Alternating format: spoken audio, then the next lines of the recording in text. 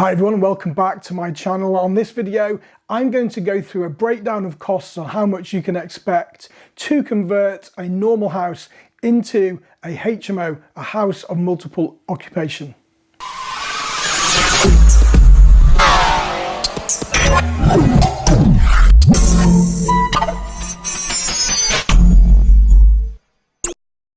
Okay, so let's get straight into it. So the first thing I do want to say as a disclaimer is that these prices are based on my own experience and they're based on the area that I'm investing in. So these will differ throughout the whole of the country. And these are prices just to give you an idea of when you're stacking your deals, how much you can expect to pay when it comes to doing your development in your property. So I've got my list here. I do need to refer to this. I can't remember it all. So the first thing we need to consider here now, first of all, let's go straight into the costs of purchasing the property.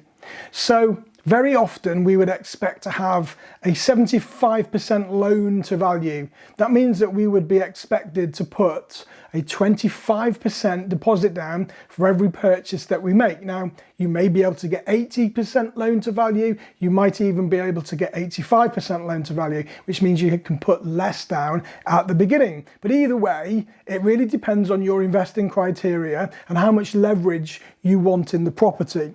So the things to consider before you actually buy the property are your legal costs. Now your legal costs can range from anything from £300 all the way up to £1,000, really depends on the complexity of the deal and how big the property is, etc. The next element is a survey. Now, I always recommend that you get a structural survey done on your property before you buy it. Now, even if you think you know about property and you know about the structure, it's always worth it because you never know what might come about at the other side, and it could eventually end up costing you loads of money. Now, I know people that have gone into properties blind, they haven't had a survey of any kind, and then when the mortgage company have come back out to assess it, they've found something wrong with the property which has cost several thousands of pounds. It could be dry rot, it could be woodworm in the joists, it could be damp, it could be a lot of different things. But I always recommend that you pay for a structural survey before you go ahead and purchase your property.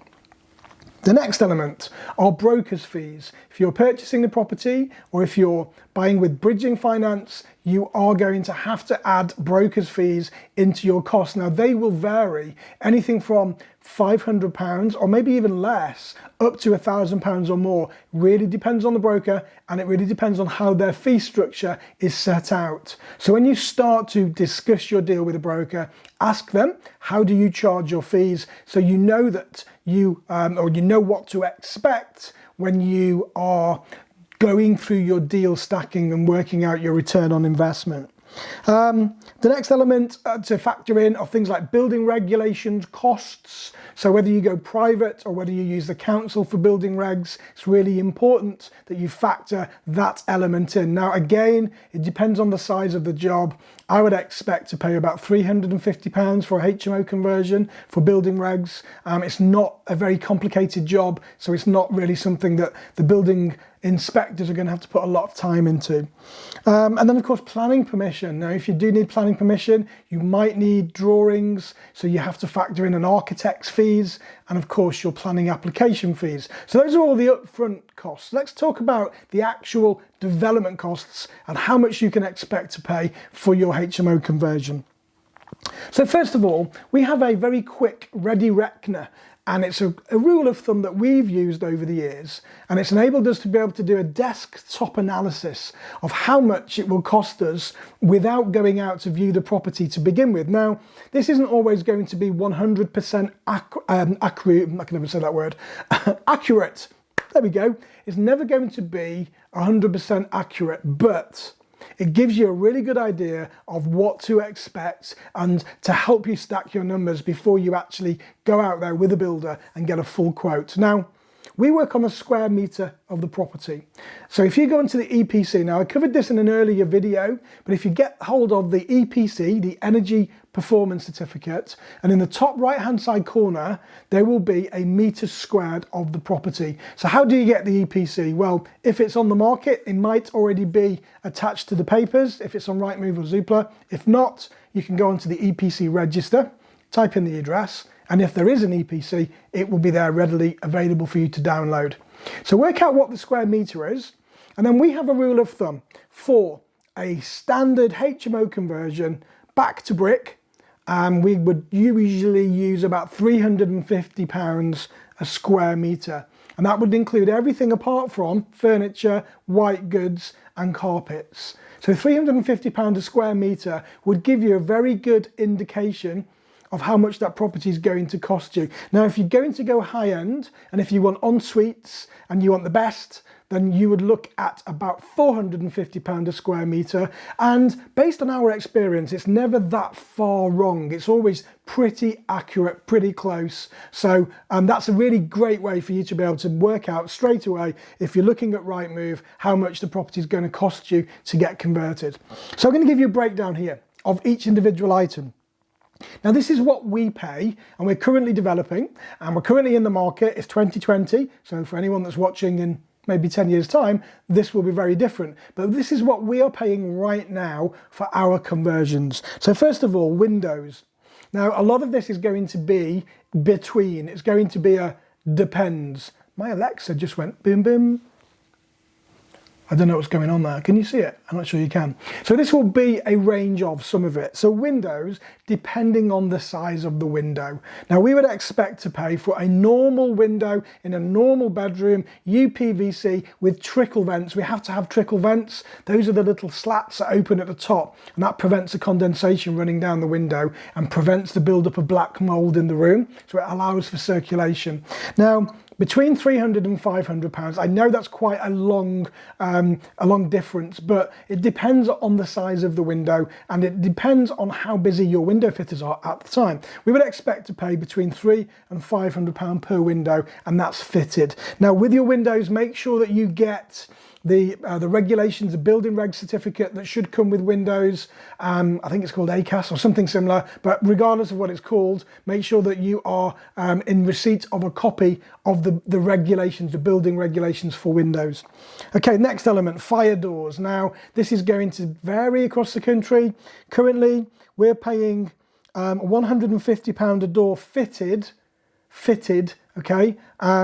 And you've got to have closers with that as well. And that means, obviously, the door is fitted properly with the door frame and with the instrumescent smoke seal routed into the door. That's what we're paying at the moment. You can get the doors for about £60 each, just one single panel doors, but to get them fitted is quite a lot of work. So we're paying £150 a door. Ensuite bathrooms. Currently, again, it depends on where the soil stack is, how big the ensuite is, but we would expect to pay probably about £2,500 upwards for a fitted ensuite bathroom. That's with the stud work, that's with all of the bathroom furniture, the shower tray and everything that comes with it. We would expect to pay about £2,500. Stud walling. Again, it depends on how big the wall is, but we're paying about £350 a wall at the moment. So that's with the battens, the insulation and the soundproofing and the stud work, and then the plastering afterwards. Plastering on its own, £14 a metre. This is all less VAT, by the way. About £14 a metre we're paying for plastering. Any building extension work, again, largely depends on what's involved, but we're paying around about £1,400 to £1,500 a square metre. So that's for building work and extension work, footings and everything else that you'd expect for that to involve.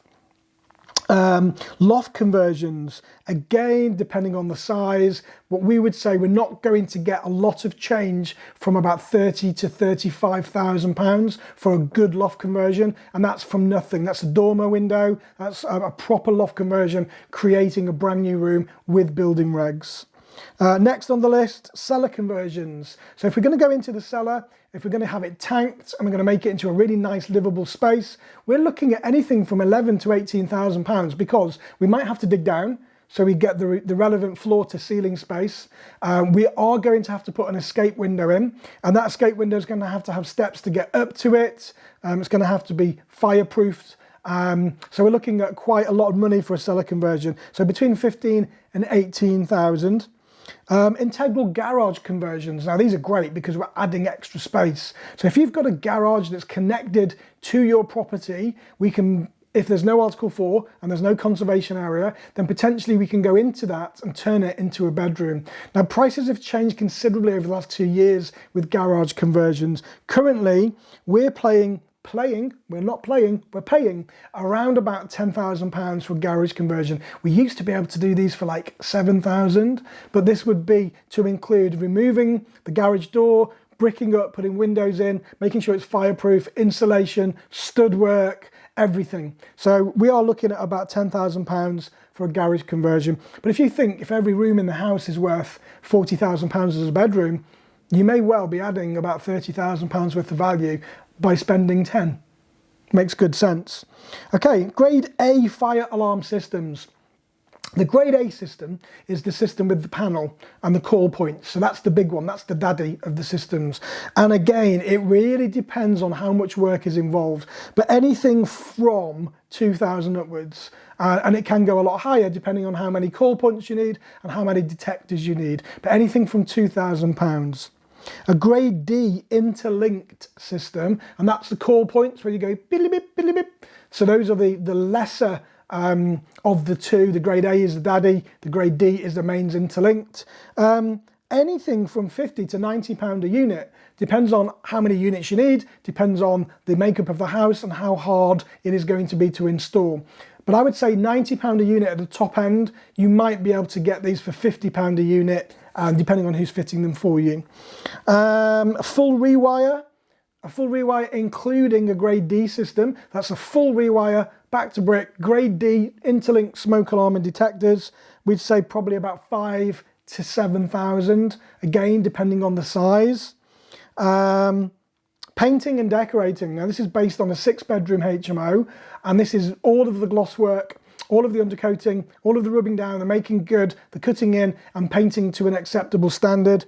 We're paying about £3,000 a house. It's not cheap. Painting isn't cheap, it's hard work. About £3,000 a house. That's based on a 5/6 bedroom property. Fitted kitchens, well, depends on where you buy them, obviously. Now, if we're buying them from Howdens or from Magnet, then we can do a good fitted kitchen in a 6-bed HMO fitted for about 3,000 to 3,500. If you buy your kitchens from LNPG, check out one of my other videos, you might be able to get that considerably cheaper, but it means that you will have to go out and you have to collect the kitchen, well, not collect it, but you'd have to purchase it, you'd have to buy it. We don't go through all of that. We ask our tradespeople to do it for us. Carpets, again, for a 5-bedroom house, between £2,500 and £3,000. And that's for a good, solid quality carpet with underlay. Bedroom furniture. Now, we have a deal with a company called Let Us Furnish, and we also work with Fusion Furniture. So both of those companies are awesome. You can check some of our other videos out. We've got interviews with the owners and the marketers of those companies. But we are currently paying about £499 per room, including VAT, for bedroom furniture. Now that will give you a double bed, a mattress, a double wardrobe, a chest of drawers, and a desk and chair for about £500 a room. Prices are going to fluctuate, folks, depending on supply and demand, but that's what we are currently paying at the moment. Lounge furniture, about £550 roughly. That would get us 2 leather couches, 2 real leather couches, and probably a coffee table. That's all we're going to go and put in the lounge. We don't go over complicated in the lounge, but it's just something for somewhere to sit, obviously. Television. Now we always buy our TVs really from Asda, or we go to the local supermarkets and wait for them to come on sale. Now we don't have massive tellies, we don't have really big televisions, it's not necessary. Most of the tenants don't actually use the lounge anyway. So we won't pay any more than £200 for a television because it's all that you need. So we've got a ceiling price of £200. Television stand, about £50. What else have we got? And then dressing. So dressing for the house, cushions, throws, pictures, mirrors, that kind of thing, bric-a-brac, about £200, not really much more than that. And then curtains. Now curtains for the property are really important, because we do blackout curtains, because a lot of our tenants work nights, so it's a much better selling point that we can give them either a blackout blind or blackout curtains, and we're paying about £50 a set, so they are quite expensive, but they're good quality and it's a great selling point. So what is next? Kitchen. So fridges, we always put 2 fridges in, and the fridges we have that are usually the 4 freezer shelves or cupboards, and then on the top 3 or 4 shelves. So all of the tenants get their own space in the fridges and their own space in the freezers. Now we're quite lucky because we've got a local company, it's called Thompson's, that they do catalogue seconds. So anything with a little dent in it, it goes to them, they sell it cheaper. But you'd expect to pay about £300 for a good quality fridge. And make sure that it's big enough, make sure that you probably have got enough space for 2.